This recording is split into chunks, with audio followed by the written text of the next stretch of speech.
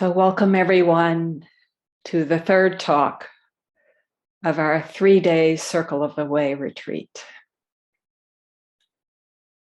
It's hard to mark this time together by any measure, returning again and again to this moment, now. Now without beginning or end, without any edge or border. Spacious, without dimension, but allowing whatever arises to appear just as it is, in distinct particularity, to appear and disappear without passing. Already got. That's its nature, our nature, sometimes called our essential substance. Nothing at all. And yet, here we are.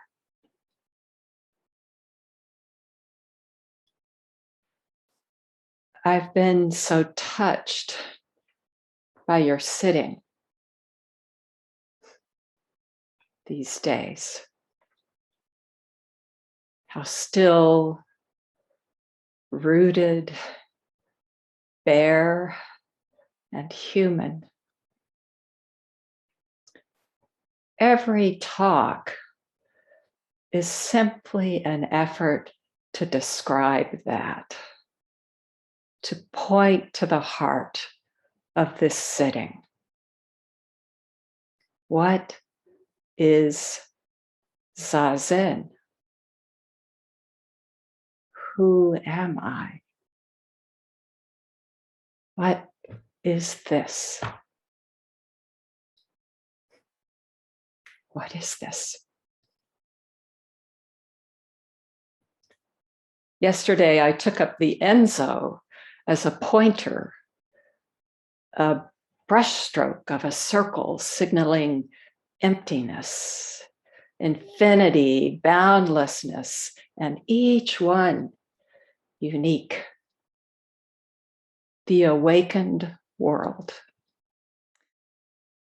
In Japanese art, an Enzo, this zero, is sometimes accompanied by an inscription. Maybe mu,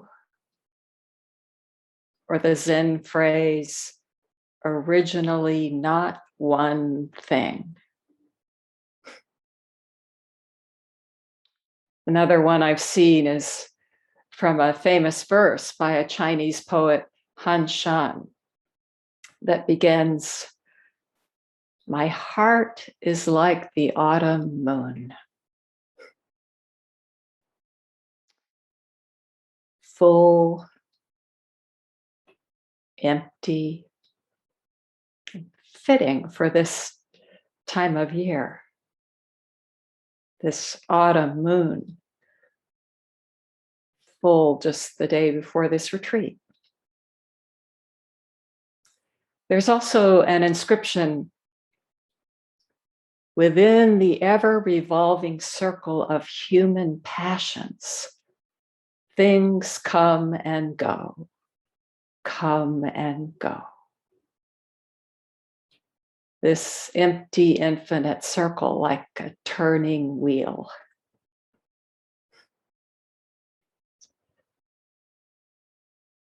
One caption that I came across described as impish reads, beautiful Enzo, "Is this the moon? A rice cake? The top of a bucket? Or maybe just the bald head of a monk?"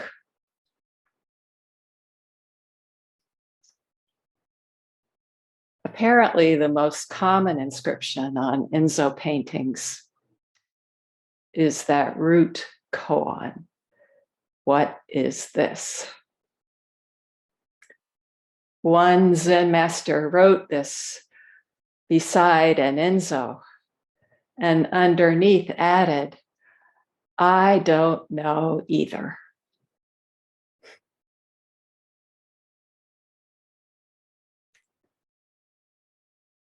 That speaks to doubt. Our ordinary doubts and to great doubt. Really don't know.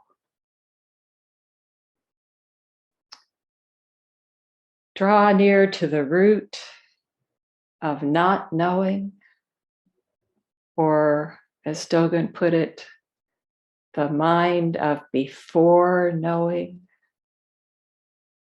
and you're on fertile ground. This groundless ground. Nowhere to fall. Already fallen.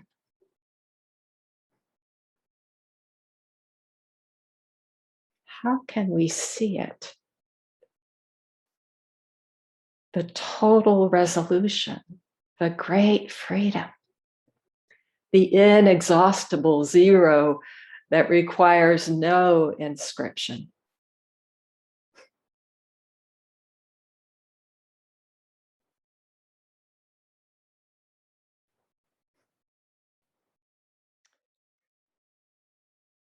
Earlier this week, a student who has long been sitting walked to her car after a day in Albuquerque and found that her tires had been slashed. A random act. The person who did it must have been angry, she said later. For the student, it must have been tough, discouraging. But she said, she felt lucky to have the resources and support to arrange a tow back to Santa Fe and to get a new set of tires. Still a drag, a change of plans, a sad commentary on our culture, and a costly inconvenience. But then something happened. Riding back in the tow truck, that long stretch of highway, 2 crows flew overhead, just parting the sky.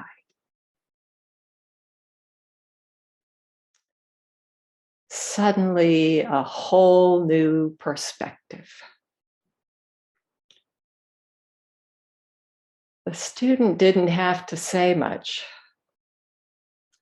to convey that stark beauty. The blackbirds, the wide sky, or the shift to wonder, seeing this ordinary world, as Master Nansen described it, as vast and wide as the great empty firmament. Her story brought to mind a short verse by Dogen that he called Coming or Going. It's just 3 lines. The migrating bird leaves no trace behind and does not need a guide.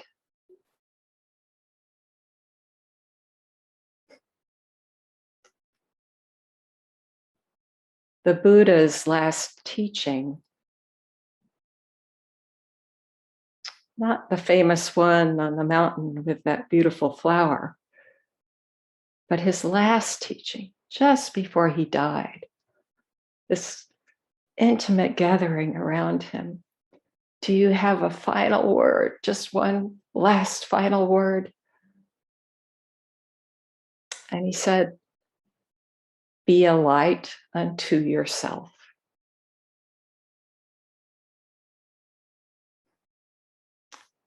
There is only one teacher, right where you sit. Still, there is the rich inheritance of the ancestors and their koans, the tradition unfolding right now. So for today, I'd like to look at a case that came up in the wake of the theme for this retreat, Circle of the Way.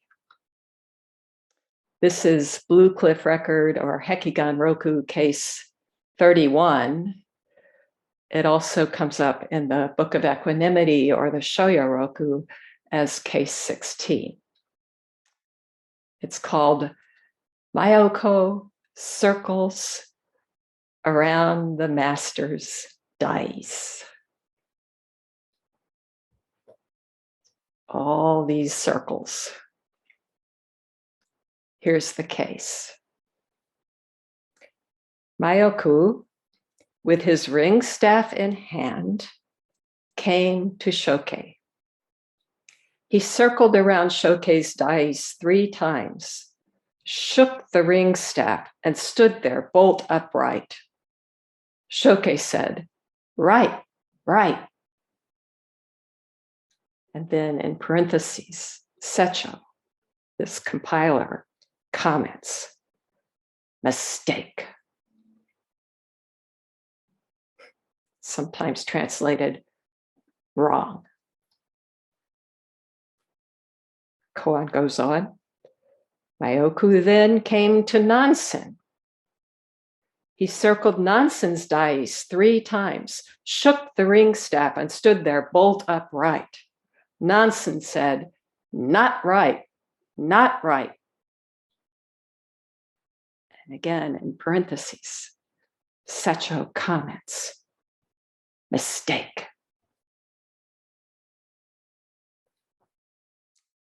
Then Mayoku said, Master Shokei said, right, right. Why, Master, do you say, not right, not right? Nansen said, with Shokei it is right, but with you it is not right. This is nothing but a whirling of the wind. It has already perished.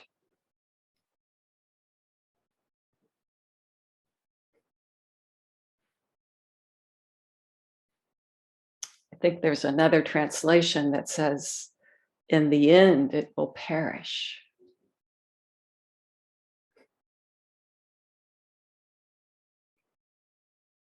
Right now.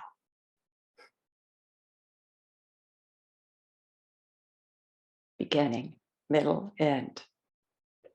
Right now.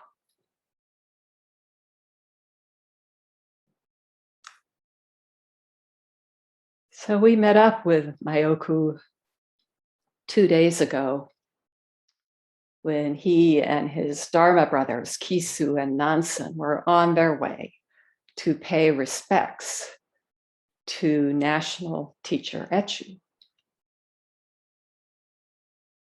After that first talk,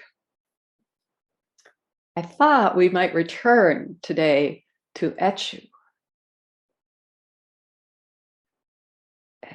He's featured in one of the very most beautiful koans. You must know it, most of you. It's when Echu was about to die, the emperor asks, what would you wish me to do in 100 years? In other words,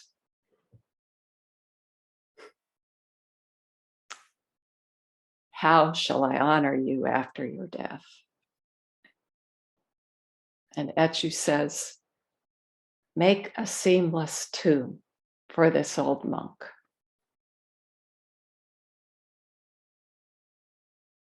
Make a seamless tomb for this old monk.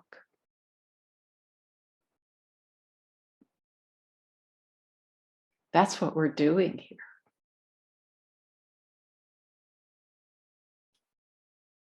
Absolutely seamless.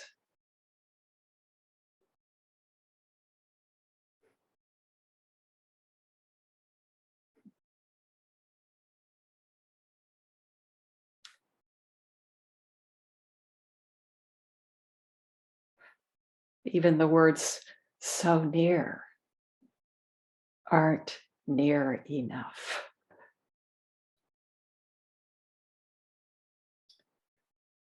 The emperor doesn't understand.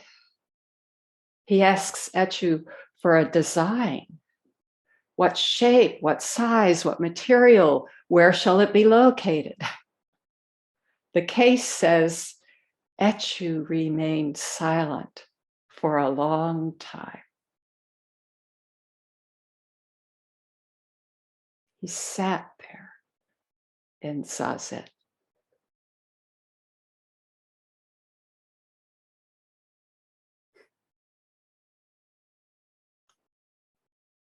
Here's the design.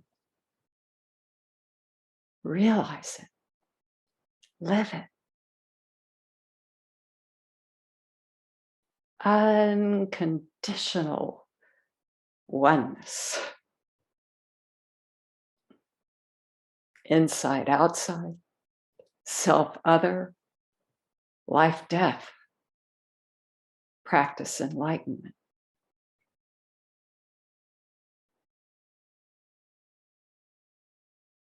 As Nansen said, one empty firmament. Beyond any dimension, wherever you turn, your own face. Even your turning is it. All of it.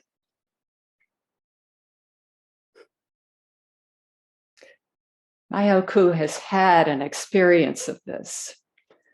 Some say a thoroughgoing experience.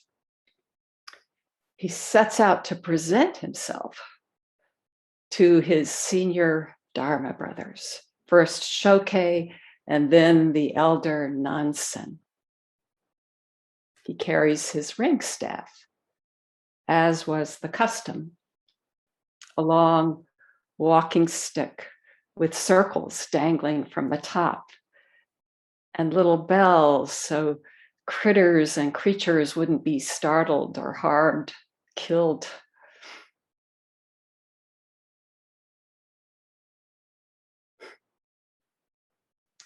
Not too long ago,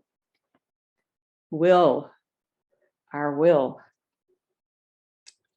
told the story of being out walking, kind of a rocky area, beautiful day, trucking along, working his way along this path through the rocks, and all of a sudden there's this coiled snake in front of him. He's just about to take a step. And he said, the sound that came out was unlike anything he'd ever heard. And I said, of the snake? And he said, of this snake.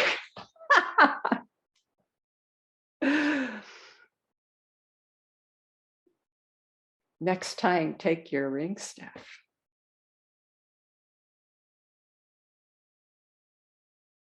Mayoku arrives at Shokei's temple and enters the zendo, where Shokei is sitting in zazen. He circles the dais 3 times, the custom when greeting a master. But instead of bowing in respect, Mayoku shakes the ring staff and plants himself bolt upright. I alone. Whole world realized. Shoke responds, right, right.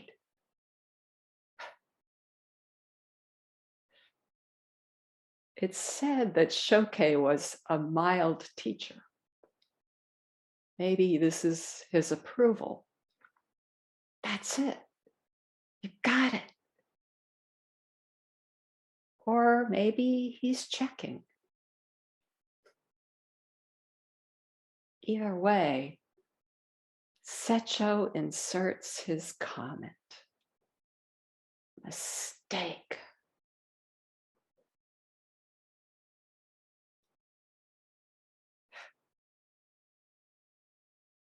Wrong.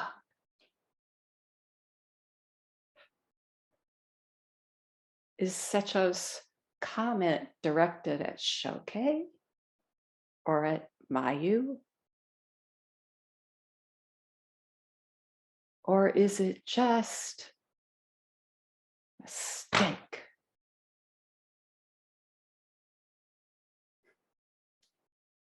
In the same way, Mayoku goes to Nansen, circling the dais where he sits, bringing his staff, planting it, and standing bolt upright.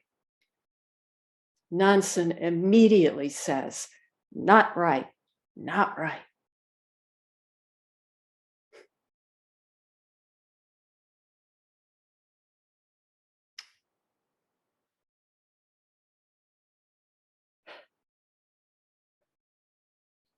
Just put yourself there. This great Master Nansen.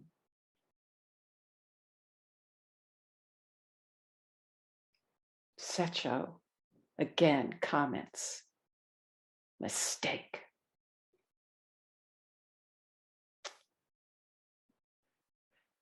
If Mayoku was elevated, maybe right, right. Now he's brought down and softened by doubt. Master Shoke said, right, right. But now you say, not right, not right. Why?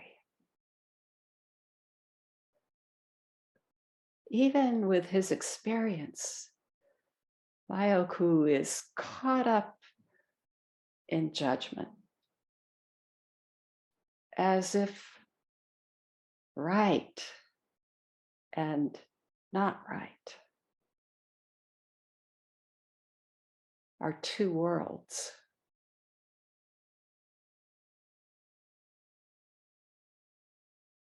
Or maybe a divided world. There's only one.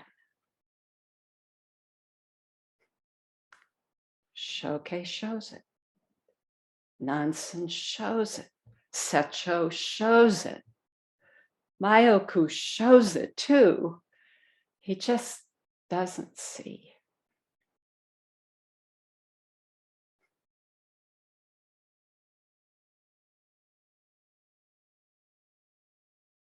Right there is the seamless two. Perfectly designed. With Shoke, it is right. That's all of it. The whole body. With you, it is not right. There it is. Freely expressed. Just that. As Mumon puts it in one of his verses in the Gateless Gate, the Mumon Kan, this line I love, even in failure, an elegant presentation.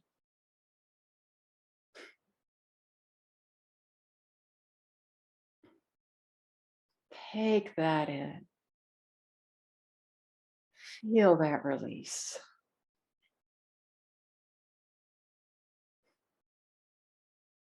If only we could see it, welcome it, come home to it.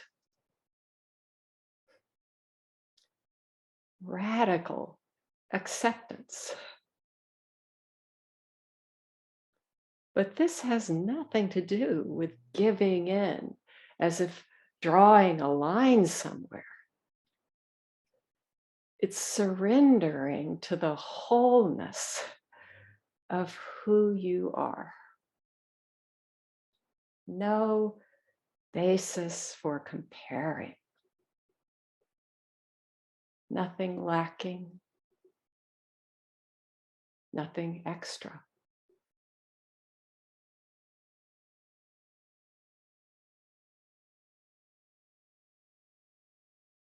What makes this world so seamless?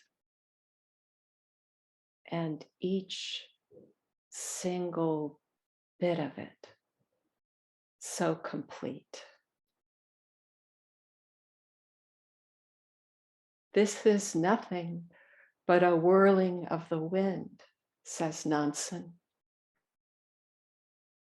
It has already perished.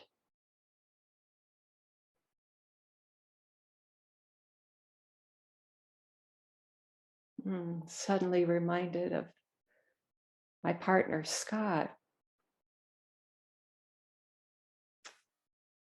Once we were just chatting about this experience. It's called Ken Show, seeing your true nature, this first glimpse. It can happen again and again. And he just made this simple comment. He said, I wasn't aware of being anxious about death. But with this experience, it was put to rest. Already done.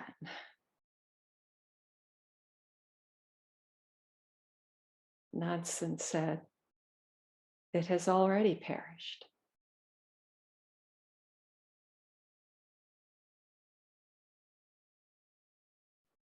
This whirling of the wind.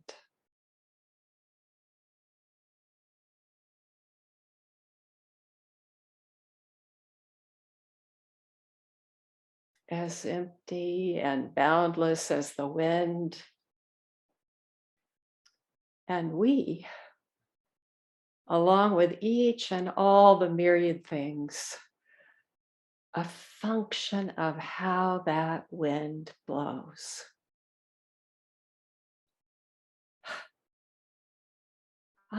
Crows cawing. There it is.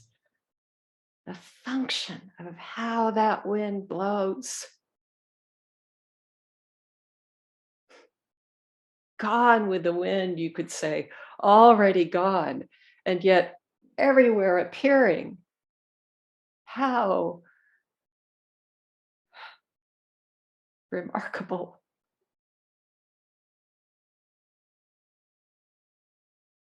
What a wonder.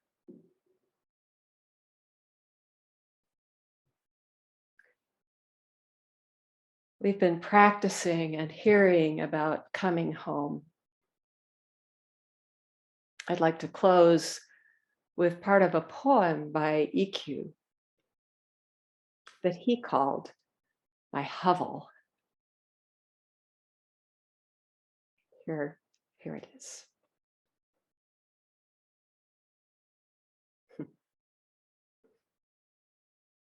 When I started graduate school, it was only an hour's drive, even a little less if the traffic was clear, from this home in Dallas to the school in Fort Worth, a neighboring city. But after commuting morning and evening for a while, just adding to the pressure on our earth, our air, and all that time and energy, driving in the dark there, driving in the dark home. Finally, I rented a tiny little garage apartment, and I don't know, I just started calling it my hovel. I mean, fondly. It was just perfect, very small. If only this hovel, here is EQ's version. He writes, my real dwelling has no pillars and no roof either. So rain cannot soak it, and wind cannot blow it down. Every day, priests minutely examine the Dharma and endlessly chant complicated sutras. Before doing that, though, they should learn how to read the love letters sent by the wind and rain, the snow and moon.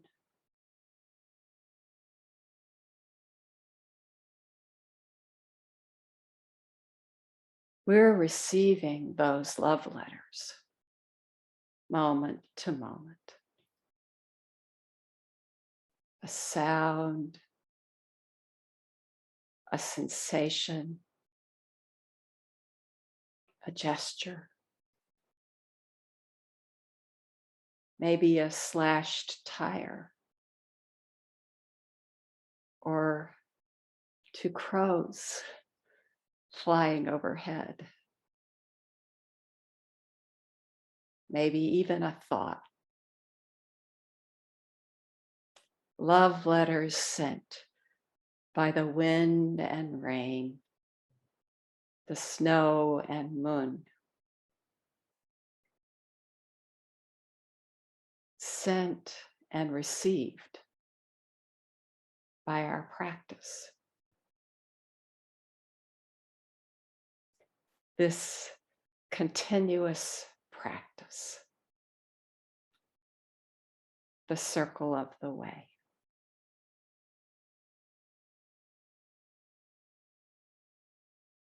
Thank you for listening.